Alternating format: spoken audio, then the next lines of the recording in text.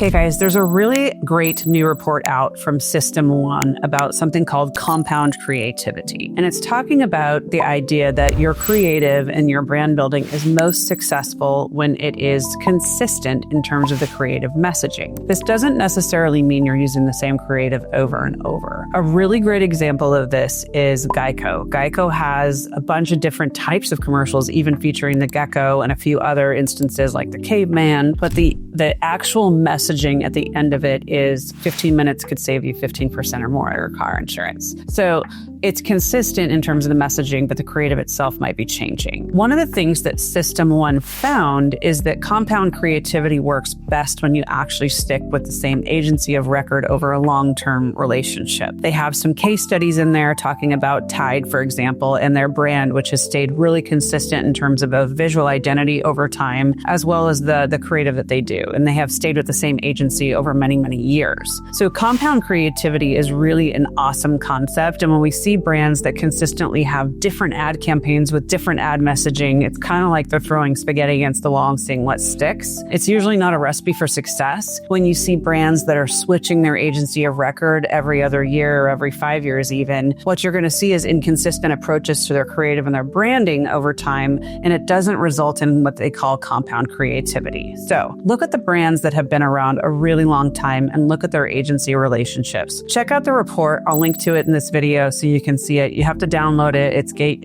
kept by System 1, but it's really worth a look and to think about how you approach your decisions from an agency relationship. One other thing I will add, that while this relates to creativity, the idea of compound success also applies to media buying. When you work with the same media agency over a long period of time, you're going to see that success rack up over time. When we see agencies that brands that come to us and we do one campaign and then they go work with a different person because they didn't like the results, they may end up seeing that they like the results with the second campaign because it built upon the first campaign. So compounding in advertising is an idea that when you stay the course, you will see success.